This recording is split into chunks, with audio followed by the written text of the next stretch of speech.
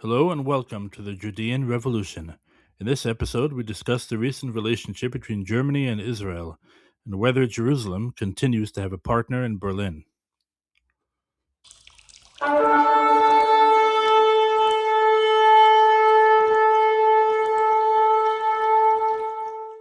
Earlier this week, German Chancellor Friedrich Merz came to Israel on a diplomatic tour after acquiring the Arrow 3 missile defense system from Israel last week. They quickly set up units outside Berlin as an insurance in the event of war with Russia. The visit is an effort to bolster relations between the two countries after a period of tensions over the past 2 years caused by the Gaza war. The desire to return to the former relationship suggests that relations between Germany and Israel have generally been strong.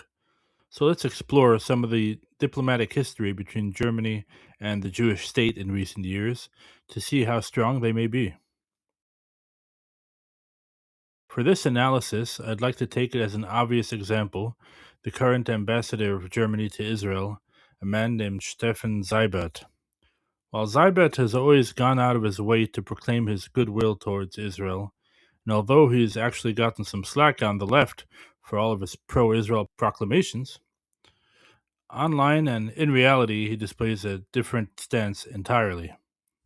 In May of this past year, for example, Seibert participated in the controversial Alternative Day of Remembrance ceremony in Tel Aviv. He denigrated one of the most important and solemn days on the Israeli calendar, the Memorial Day for the fallen soldiers of Israel's wars and victims of terrorism, by attending the left-wing event, which honors deceased Palestinians, many of whom carried out terrorist attacks against Israeli soldiers and civilians.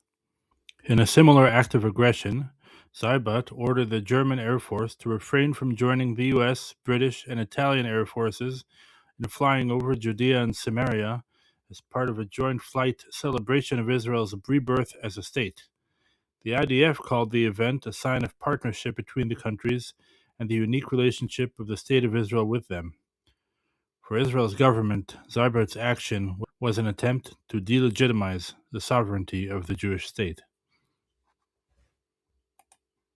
If that wasn't bad enough, Seibert also reportedly instructed German diplomats on 2 occasions not to take photographs in the old city of Jerusalem because Berlin views it as occupied territory.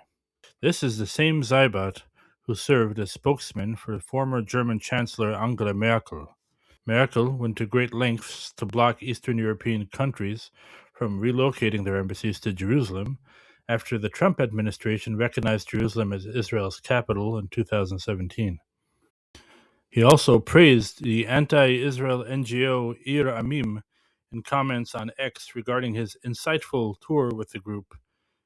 NGO reporting organization NGO Monitor added that Ir Amim frequently accuses Israel of attempting to Judaize Jerusalem and promotes the Palestinian narrative of the city, including claims that government powers are being handed over to settler organizations and archaeological digs have become an important tool in the fight for control over Jerusalem.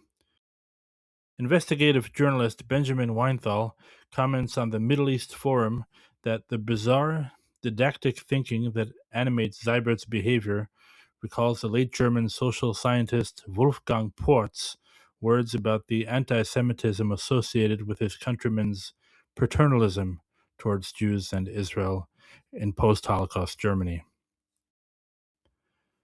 One Israeli activist at the protest commented, "An ambassador paying respect to the deaths of anti-Semitic Islamic terrorists on the day that Israel remembers and mourns the fallen soldiers and victims of Islamic terror? Friends, don't do that."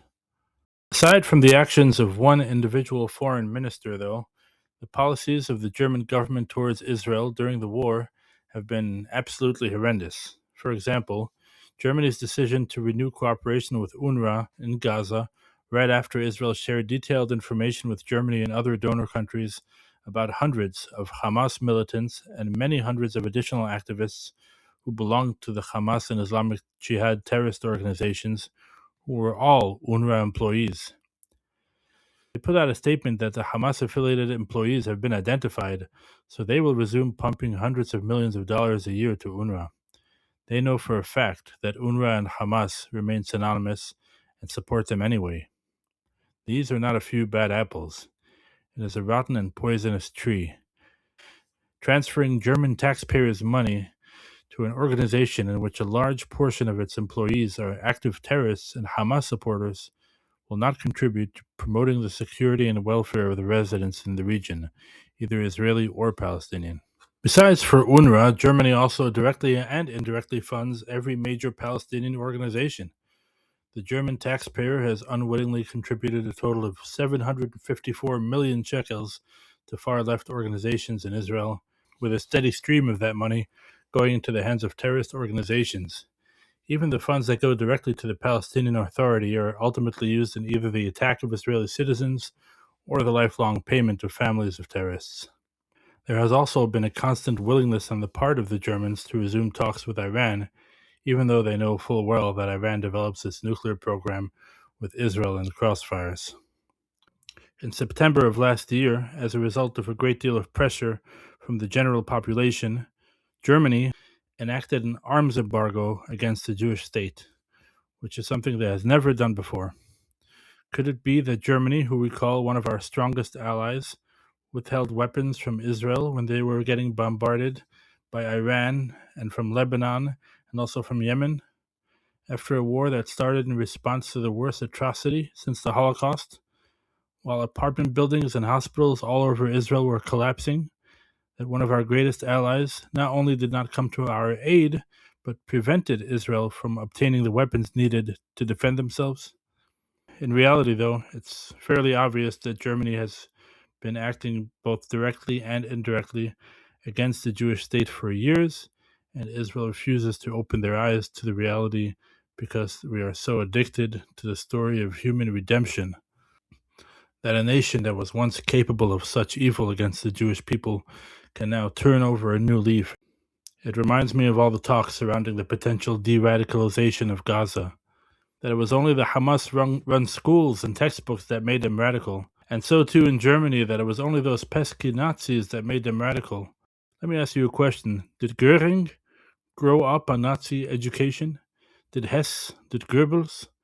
These people were generally born in the late 1800s or very early 1900s. The truth is that the Nazis were not the ones to radicalize the Germans, and that after the Nazis were removed from power, the Germans remained just as radical in their attitudes towards us as they have always been. And now, after all of this, Israel willingly gives of its military technology to Germany in the hour of their need, the most necessary and sought-after air defense technology which every country needs. Is this a one-sided alliance? Israel could have at least delayed the agreement, delayed the shipment, or did anything else to make the Germans rethink their bad decisions. Instead, though, we serve it up on a silver platter the moment they ask for it. Sadly, we have a weak leadership who are happy to give the Germans whatever they want after all they've done to us and continue to do to us. Even as Merz visited Israel, German air freight carrier Lufthansa Cargo says it has suspended the transport of military and security-related goods and equipment to and from Israel until further notice. We may not have much self-respect as a country, but shout out to the reporter from Israel's Channel 14 news station, who was one of the only people to ask Merz this tough question. And the question to the Chancellor, please. Given the terrible history of Germany and the Jewish people, can you make a commitment that at least during your tenure we will not see any more arms embargo by Germany against the Jewish state? And after all that, even the right wing in Germany have turned against us recently, similar to the far right in America. Ministers of the Alternative für Deutschland party, the AfD in Germany, have been criticizing Germany's alliance with Israel this whole time. While there have been some in the AfD that supported Israel, there is a bit of a struggle within the party regarding this. And this struggle within the AFD came to light in October of last year when parliamentarian and AFD co-chair Tino Chrupala Chropala criticized Chancellor Olaf Scholz for his ongoing support in Israel in the form of weapons exports to the Jewish state. He said, "With your delivery of weapons to Israel, you accept the dehumanization of all civilian deaths on both sides. You are not contributing to de-escalation, but instead you throw oil on the fire." And even now, while they use our technology, they criticize us and criticize their interactions with us. I think this might be a good time for them to put their BDS into action. And I agree that if Germany is Germany first in the same way that in the US we have America first, then why does it need to acquire weapons from any other country, certainly from Israel? They should produce their own weapons. I think it's high time we leave this awkward, post-traumatic, toxic relationship once and for all and hopefully find some new friends. Anyway, I'm your host, Solomon, and this has been the Judean Revolution. Please like and subscribe and help support authentic Judean commentary on news and world events.